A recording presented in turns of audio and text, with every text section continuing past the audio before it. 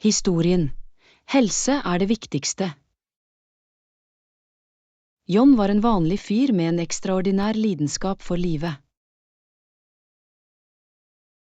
Hver morgen snørte han på seg løpeskoene og dro i parken.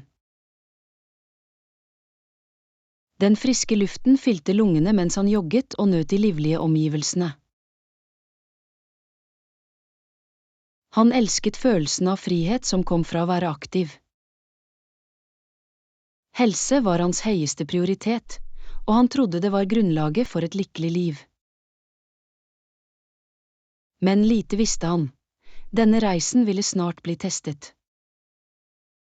Mens han løp, la han merke til en gruppe venner som lo og hadde det gøy. Stemmene deres bar på brisen og minnet ham om gleden ved forbindelse. John smilte og følte seg takknemlig for livet han hadde, uvitende om utfordringene fremover. Han avsluttet løpeturen, følte seg styrket, klar til å takle dagen. På jobben sto John overfor økende press. Frister truet, og arbeidsmengden hans føltes overveldende. Han satt ved skrivebordet sitt, stirret på dataskjermen og følte vekten av stress. Hans sunne rutine begynte å gli da han prioriterte arbeid fremfor velvære. Lunsjpauser ble til raske snacks ved skrivebordet hans, noe som gir næring til angsten hans. Johns kolleger la merke til endringen, men han avviste bekymringene deres. Han var fast bestemt på å bevise seg selv i jobben sin, og trodde det var verdt ofringen. Men etter hvert som dagene ble til uker, følte han seg mer utmattet og mindre motivert. Kroppen hans ønsket treningen og sunne måltider han en gang hadde verdsatt. Det var på tide med en virkelighetssjekk. Han trengte å gjenvinne kontrollen. En skjebnesvangre dag besøkte John legen for en rutinemessig kontroll. Han kjente en knute i magen mens han ventet på resultatene. Legen kom inn, uttrykket hans alvorlig, og Johns hjerte banket. Kolesterolnivåene dine er høyere enn de burde være, sa legen. John kjente en bølge av panikk skylle over ham. Dette var ikke nyheten han ønsket.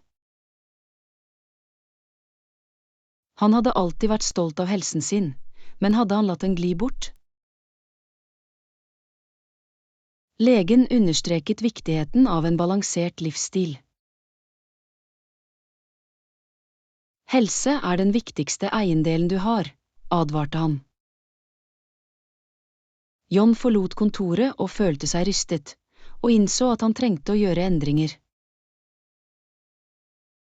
Vekkeren var klar. Det var på tide å prioritere helse igjen. Fast bestemt på å snu ting, forpliktet John seg til en sunnere livsstil. Han fylte kjøkkenet sitt med frisk frukt og grønnsaker, spent på å lage mat igjen.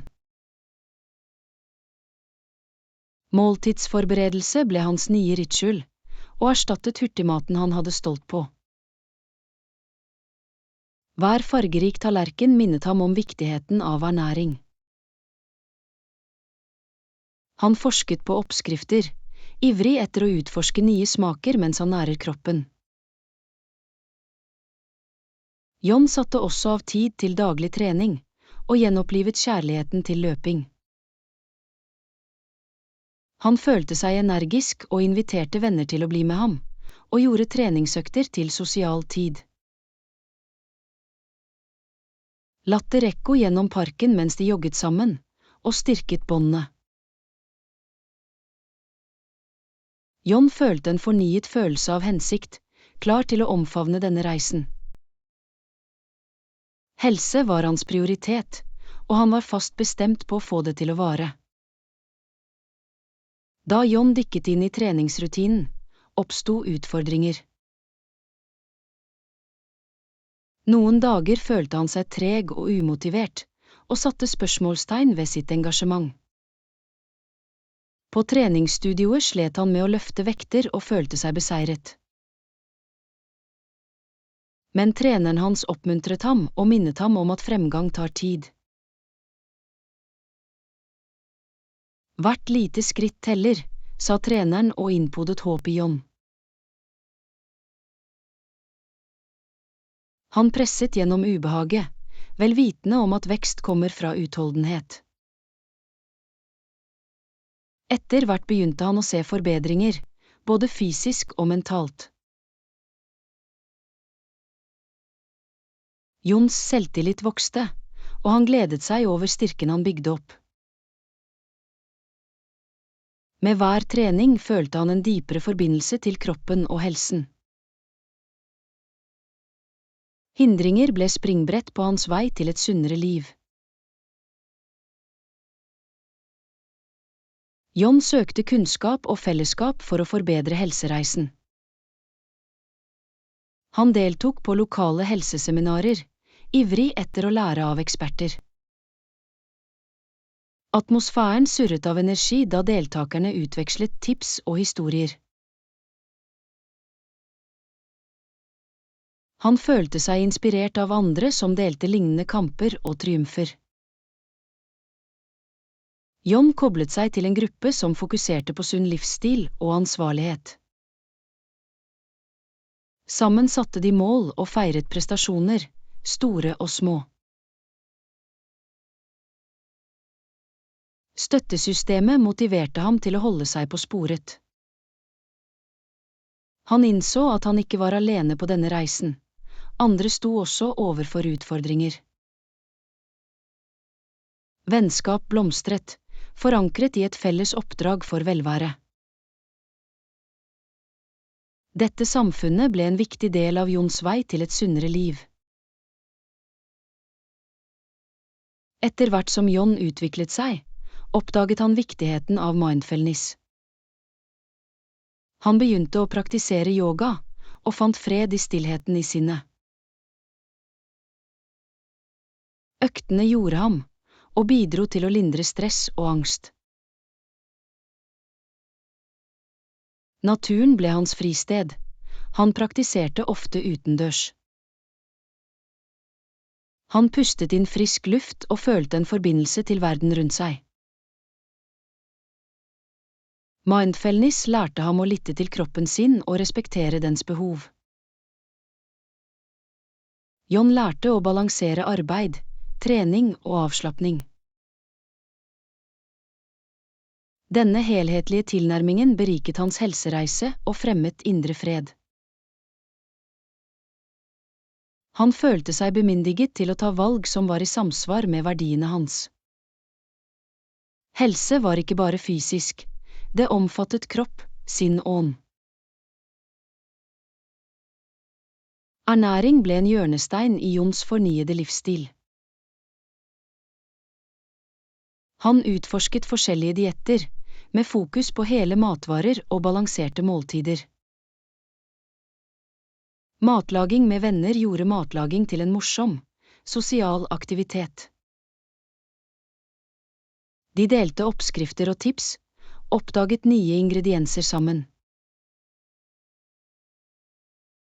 John følte forskjellen, energinivået hans steg, og han følte seg lettere. Forbindelsen mellom ernæring og velvære ble krystallklar. Han elsket å eksperimentere med smaker og farger, og gjøre måltider spennende. Middagssamlinger ble til feiringer av helse og vennskap. Latter fylte luften mens de likte deilig, nærende mat. Å dele denne reisen med venner gjorde det enda mer givende. Til tross for hans fremgang var tilbakeslag uunngåelige. En helg fant John seg overveldet og rakte seg etter komfortmat. Han satt på sofaen, så tankeløst på TV, følte seg skyldig over valgene sine. De en gang livlige måltidene ble erstattet med chips og brus, en kjent felle. Han innså at han hadde sklidd tilbake til gamle vaner og følte seg beseiret. Men i stedet for å velte seg i fortvilelse, bestemte han seg for å reflektere over hva som skjedde. John forsto at tilbakeslag var en del av reisen, ikke slutten. Han lagde en plan for å komme tilbake på sporet, med fokus på selvmedfølelse. Med fornyet besluttsomhet bestemte han seg for å lære av denne erfaringen. Det var på tide å reise seg igjen og fortsette reisen mot helse. For å forringe sin ånd søkte John trøst i naturen. Han gikk på tur i fjellene i nærheten, og følte at den friske luften styrket ham. Landskapets skjønnhet minnet ham om livets enkle gleder. Hvert skritt på stien føltes befriende og frigjorde stress og negativitet. John tok en pause for å se utsikten, og følte seg takknemlig for reisen. Naturen ble en kilde til inspirasjon, og drev hans ønske om helse. Han begynte å innlemme utendørsaktiviteter i rutinen. Fotturer med venner ble til et ukentlig eventyr, binding over delte opplevelser. John følte seg levende, omfavnet den naturlige verden og dens helbredende kraft. Denne forbindelsen til naturen utdypet hans takknemlighet for helsen hans. Med en fornyet følelse av formål satte John nye helsemål. Han skrev dem ned, noe som gjorde dem håndgripelige og oppnåelige. Fra å løpe en 5 Kelvin til å mestre en ny yogastilling, var han spent. John mente at å sette mål holdt ham motivert og ansvarlig. Han delte sine ambisjoner med støttegruppen sin og inviterte til oppmuntring. Hver milepæl ble en feiring av hans engasjement for helse. John visualiserte suksessen sin og forestilte seg å krysse målstreken. Denne prosessen drev hans besluttsomhet og inspirerte ham til å presse videre. Han omfavnet utfordringer som muligheter for vekst og læring. Reisen var like viktig som destinasjonen. Han var klar. Da John trente hardere, bygde han motstandskraft både fysisk og mentalt. Hver treningsøkt presset ham utover grensene, og avslørte hans indre styrke. Han lærte å omfavne ubehag som en del av vekstprosessen. Med hver dråpe svette følte han en følelse av prestasjon. Utfordringene ble muligheter til å bevise seg selv. John oppdaget kraften i et positivt tankesett. Det forandret alt. Han feiret små seire, vel vitende om at de ga betydelig fremgang. Hans selvdisiplin vokste og formet ham til en mer motstandsdyktig person. John innså at sann styrke kommer fra å overvinne kamper. Han ble den beste versjonen av seg selv, en treningsøkt om gangen. Motivert av sin transformasjon bestemte John seg for å dele historien sin. Han snakket på samfunnsarrangementer, og økte bevisstheten om helse og velvære. Hans lidenskap resonerte med andre, vekket interesse og motivasjon. John delte tips og ressurser, oppfordret folk til å ta ansvar for helsen sin. Hans reise inspirerte utallige andre til å prioritere deres velvære. Han følte en følelse av oppfyllelse, vel vitende om at han kunne gjøre en forskjell. John koblet seg til enkeltpersoner som står overfor lignende kamper, og tilbyr støtte. Samfunnet samlet seg rundt budskapet om at helse var en prioritet. Han organiserte workshops og gjorde bevissthet til handling for en sunnere livsstil. Johns reise hadde kommet i full sirkel, han var nå et fyrtårn for håp. Etter måneder med hardt arbeid lønnet Johns utholdenhet seg. Han fullførte sitt første 5K-løp og krysset målstreken med begeistring. Vennene hans heiet på ham og delte gleden over prestasjonen hans. Trofeet føltes tungt i hendene, men stoltheten var enda tyngre. John feiret med en samling, og hedret ikke bare løpet, men reisen. Latter og glede fylte luften da de delte historier om opplevelsene sine. Han reflekterte over hvor langt han hadde kommet, og følte seg takknemlig for støttesystemet sitt. Hver milepæl var et vitnesbyrd om hans engasjement for helse. John visste at dette bare var begynnelsen. Det var flere mål å jage. Han følte seg oppkvikket, klar til å takle utfordringene som lå foran seg. Da John fortsatte reisen, lærte han viktigheten av hydrering. Han gjorde det til en vane å bære en vannflaske uansett hvor han gikk.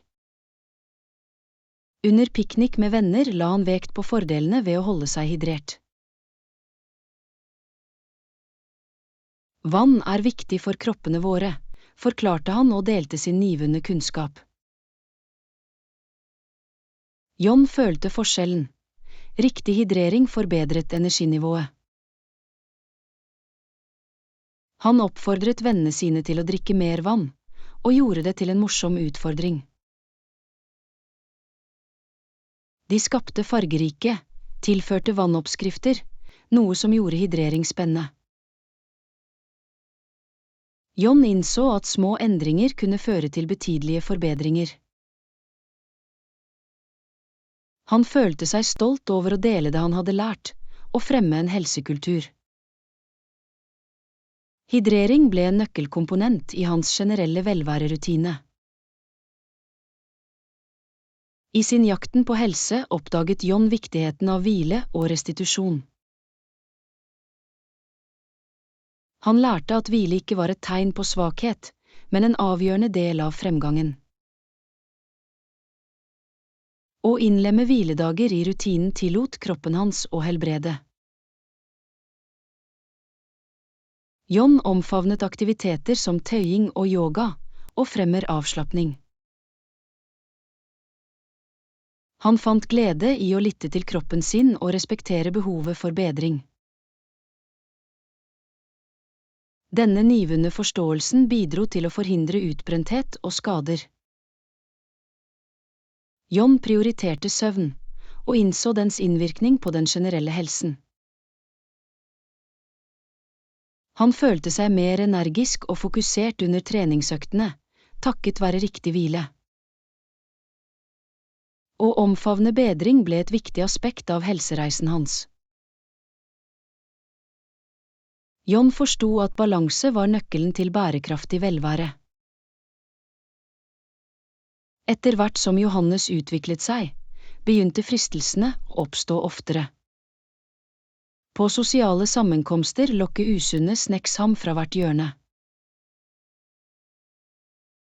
Han følte øyeblikk av svakhet, men han hadde lært å navigere i trang.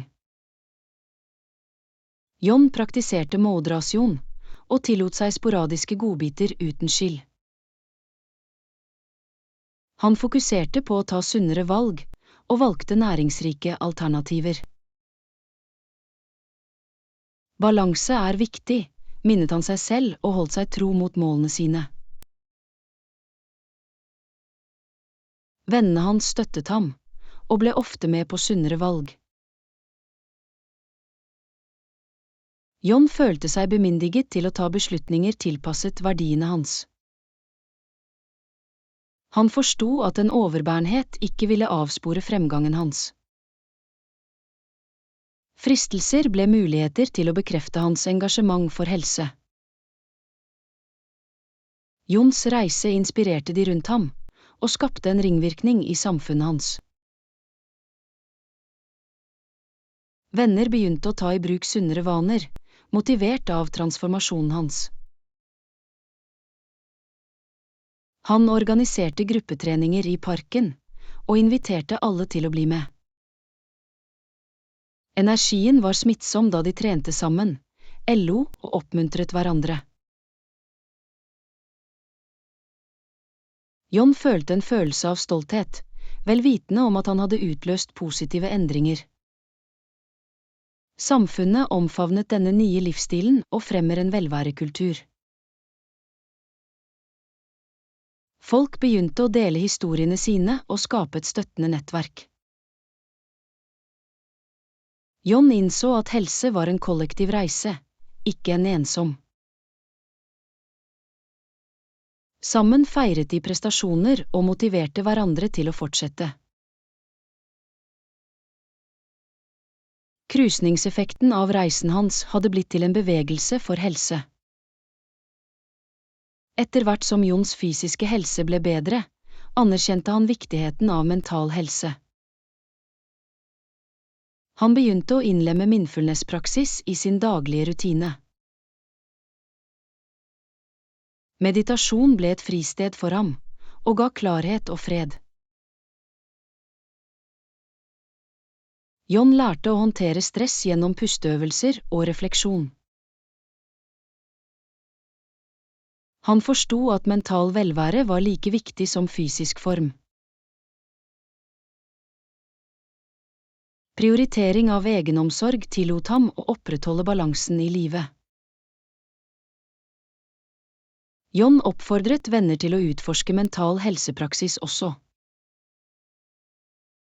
De delte erfaringer og fremmer åpne diskusjoner om velvære. Denne helhetlige tilnærmingen beriket reisen hans, og skapte en dypere forbindelse til seg selv. Jon følte seg bemyndiget og omfavnet både kropp og sinn i jakten på helse. Med nyvunnet selvtillit oppsøkte Jon nye utfordringer.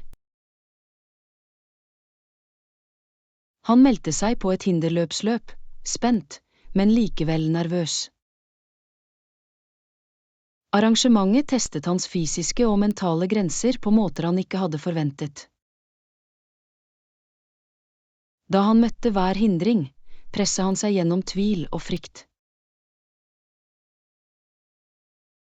Jon følte seg begeistret da han erobret utfordringer en etter en. Kameratskapet med andre deltakere drev hans besluttsomhet. Han innså at vekst ofte kommer fra å gå utenfor komfortsoner. Å krysse målstreken føltes som en monumental prestasjon. Jon feiret ikke bare seieren, men reisen det tok for å komme dit. Han forsto at utfordringer var muligheter for vekst og oppdagelse.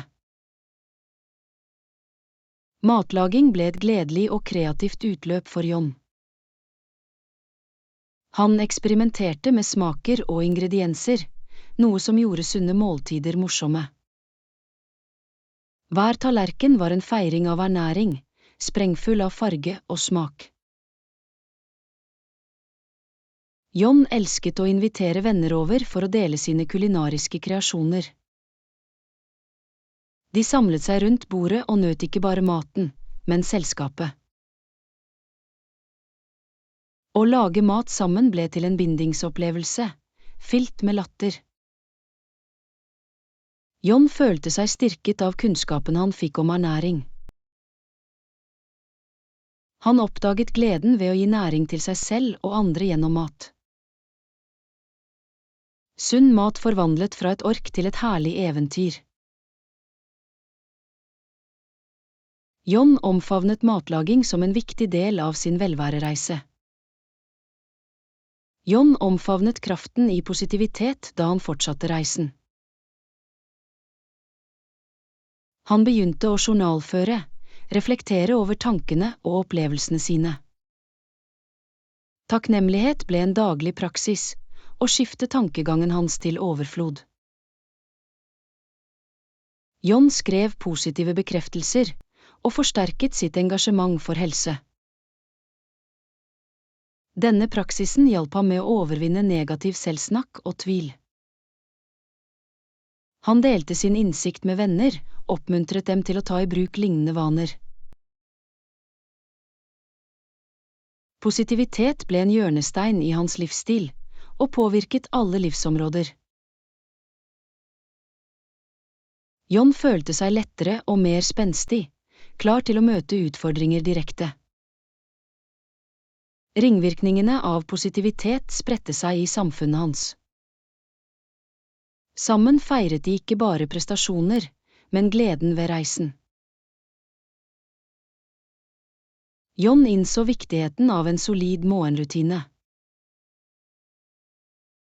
Han begynte sine dager med mindfulness, og satte en positiv tone for det som lå foran seg. Å nippe til grønn te mens du journalførte ble et verdsatt ritual. John tok seg tid til å strekke seg og meditere, sentrere sinnet og kroppen. Denne rutinen hjalp ham med å gå fra søvn til en produktiv dag. Han følte seg energisk og fokusert, klar til å takle målene sine. John delte morgenrutinen med venner, oppfordret dem til å prøve det. De begynte morgenene sammen, og skapte en følelse av fellesskap. Morgenene forvandlet seg til en hellig tid for. John omfavnet endringene han hadde gjennomgått de siste månedene. Han så i speilet og la merke til den fysiske og følelsesmessige veksten. Tilliten strålte fra ham, et vitnesbyrd om hans harde arbeid. Hver endring var en påminnelse om hans engasjement for helse og velvære. John feiret ikke bare den fysiske transformasjonen, men den indre styrken han hadde dyrket. Han delte reisen sin på nettet, inspirerte andre til å omfavne sine veier. Tilbakemeldingene strømmet inn, og han følte en følelse av tilhørighet i dette samfunnet. John forsto at endring var en kontinuerlig prosess, ikke en destinasjon. Hver dag presenterte nye muligheter for vekst og selvoppdagelse. Han var spent på å se hvor denne reisen ville ta ham neste gang. John begynte å prioritere søvn som et avgjørende aspekt av helsen hans. Han lærte at kvalitetshvile var avgjørende for restitusjon og generell velvære. Å lage en rutine for sengetid hjalp ham med å slappe av etter travle dager. Han dempet lysene og slo av skjermene, og inviterte ro inn i rommet sitt. John følte forskjellen. Bedre søvn forbedret humøret og fokuset. Venner la merke til de positive endringene i ham, noe som førte til diskusjoner om søvn.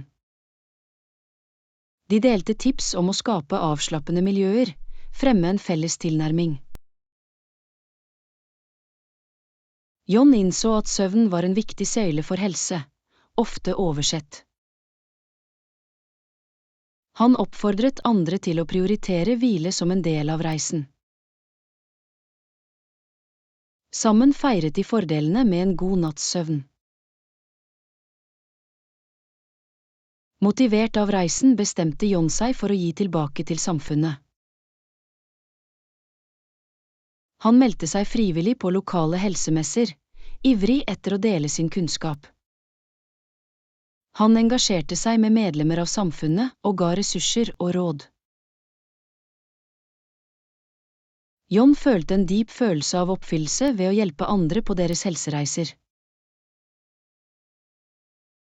Han organiserte workshops med fokus på ernæring og kondisjonsutdanning. Samfunnet reagerte positivt, ivrig etter å lære og delta. John innså at helse er en kollektiv innsats, og alle drar nytte av det. Frivillig arbeid koblet ham til andre, og forsterket viktigheten av støtte. Sammen bygde de et sunnere samfunn, som fremmer bevissthet og handling. John følte seg stolt over å være en del av en bevegelse dedisert til velvære. Da John fortsatte å omfavne helse, søkte han nye hobbyer. Han utforsket forskjellige treningsklasser, ivrig etter å utfordre seg selv. Fra dans til kampsport brakte hver klasse ny spenning. John elsket spenningen ved å lære noe nytt og møte nye mennesker. Disse aktivitetene diversifiserte rutinen hans, holdt den frisk og engasjerende. Han følte seg styrket av variasjonen, og forbedret sin fysiske og mentale helse. John oppfordret venner til å bli med ham i disse nye eventyrene. Sammen oppdaget de morsomme måter å holde seg aktive mens de nyter hverandres selskap. Disse hobbyene forvandlet trening til en gledelig opplevelse. Johns reise ble en feiring av utforskning og kreativitet. Tilbakeslag er en naturlig del av enhver reise, og John møtte dem med motstandskraft. En kveld samlet han og vennene sine seg for å dele sine kamper. De åpnet seg for utfordringer, frykt og øyeblikk av tvil. John innså at sårbarheten brakte dem nærmere hverandre. Støttende ord og delte opplevelser fylte rommet og skapte et trygt rom. De brainstormet løsninger og hjalp hverandre med å navigere hindringer. John forsto at tilbakeslag var muligheter for vekst, ikke feil. Sammen bekreftet de sitt engasjement for helse og velvære. Båndene de delte styrket deres besluttsomhet om å fortsette å presse fremover. John følte seg takknemlig for dette fellesskapet av støtte i møte med utfordringer. John oppdaget takknemlighetens kraft som en viktig del av reisen. Hver dag tok han seg tid til å reflektere over hva han var takknemlig for. Journalføring utendørs ble et verdsatt ritual, som koblet ham til naturen. Denne praksisen skiftet tankegangen hans, med fokus på overflod i stedet for mangel. John delte sin takknemlighetspraksis med venner, og inspirerte dem til å bli med. Sammen skapte de en takknemlighetssirkel og delte refleksjonene sine ukentlig. Den positive energien fremmet dypere forbindelser og takknemlighet for livet. John innså at takknemlighet forbedret ikke bare tankesettet hans, men også helsen. Det ble en daglig påminnelse om skjønnheten i både utfordringer og triumfer. Med takknemlighet følte han seg mer forankret og oppfylt på reisen. Mens Johannes fortsatte sin reise, så han fremover med håp og besluttsomhet. Han reflekterte over hvor langt han hadde kommet og leksjonene han lærte. Nye mål begynte å danne seg i tankene hans, og spenne ham for fremtiden. John så for seg et liv fylt med helse, lykke og formål. Han følte seg styrket av kunnskapen og erfaringene han hadde fått. Hver dag var en ny mulighet til å vokse og trives. John forsto at reisen pågikk, uten målstrek. Han omfavnet usikkerheten, klar til å møte det som kom neste gang. Med et hjerte fullt av takknemlighet gikk han trygt inn i fremtiden. John var forpliktet til å gjøre helse til en livslang jakt. John følte seg tvunget til å dele historien sin vidt og bredt. Han organiserte samtaler på lokale samfunnssentre, ivrig etter å inspirere andre. Reisen hans resonnerte hos mange, vekket interesse og motivasjon. John delte både triumfer og kamper, og understreket ektheten. Folk knyttet til hans sårbarhet, ser seg selv i historien hans. Han oppfordret dem til å ta sine første skritt mot bedre helse. Johns lidenskap antente et ønske om endring i publikum. Han følte en følelse av hensikt med å styrke andre til å prioritere velvære. Virkningen av ordene hans var dyp og skapte krusninger av inspirasjon. John visste at å dele reisen var en viktig del av oppdraget hans. John fordypet seg i lokale arrangementer, omfavnet fellesskapsånden. Han deltok i morsomme løp og helsemesser, og feiret velvære sammen. Energien var smittsom da deltakerne heiet på hverandre. John elsket følelsen av kameratskap og delte mål blant fremmede. Disse hendelsene ble en plattform for å øke bevisstheten om helse.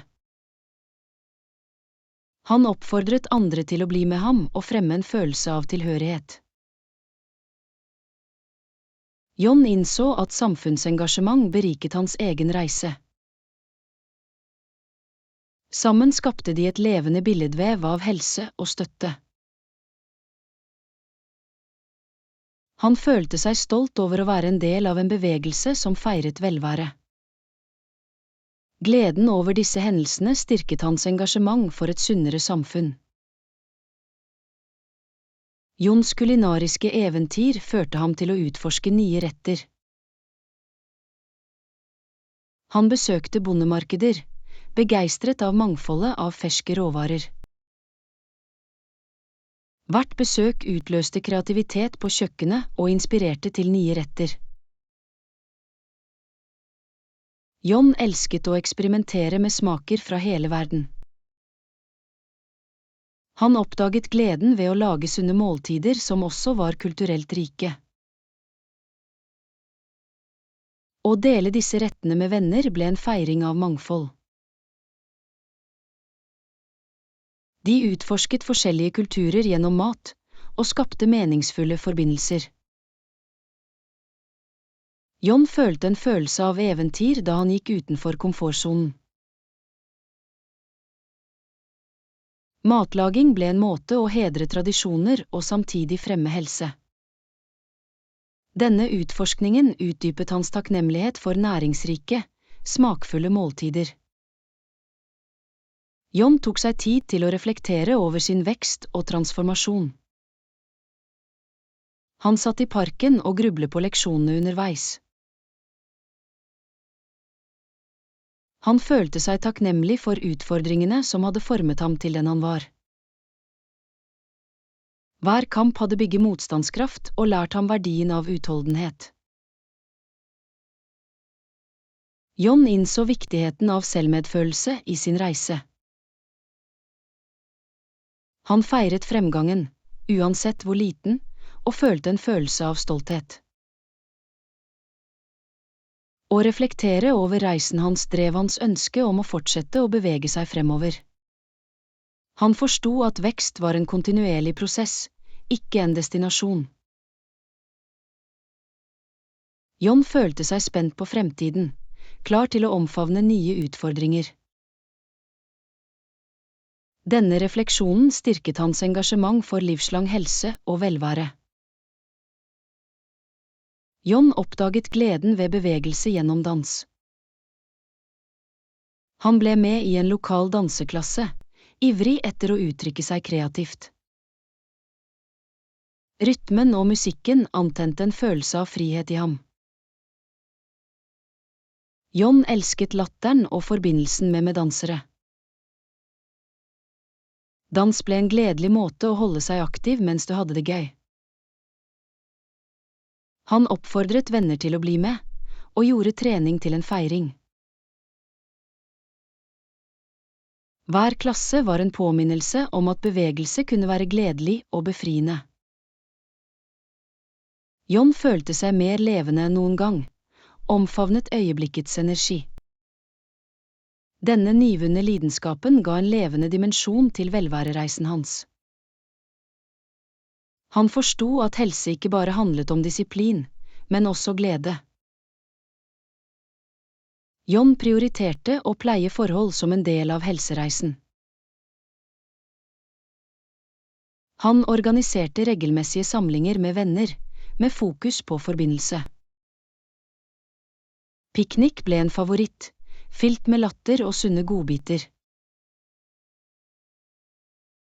John visste at sterke relasjoner bidro til generell velvære. Å dele måltider og erfaringer utdypet båndene og støttesystemene deres. Han oppmuntret til åpenhet og sårbarhet i disse samlingene. John følte seg takknemlig for nettverket av venner som løftet hverandre opp. Sammen feiret de prestasjoner og navigerte utfordringer.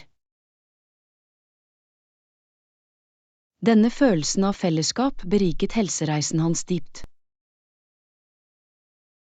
John innså at forhold var en viktig pilar i et sunt liv.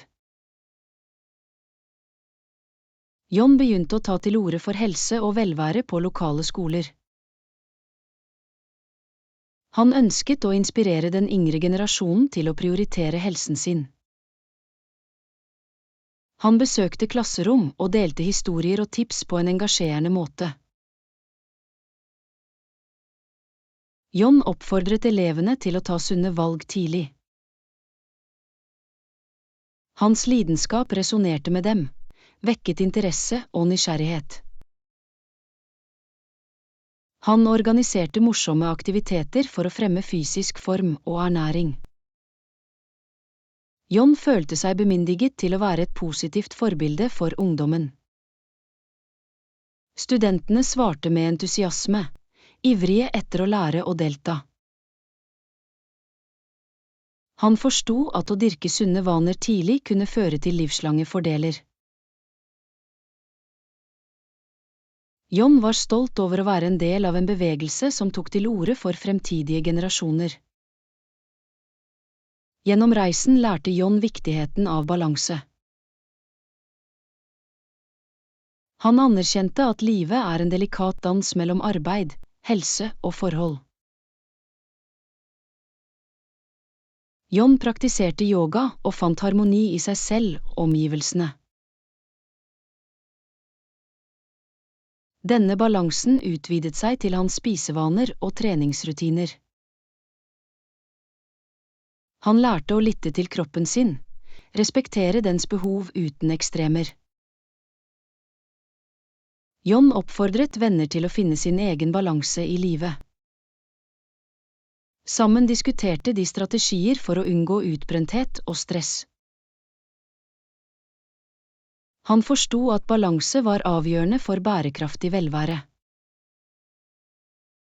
John omfavnet livets ebbe og flyt, og følte seg mer i fred. Denne reisen mot balanse beriket hans generelle følelse av velvære. John organiserte en feiring for å hedre alles fremgang sammen.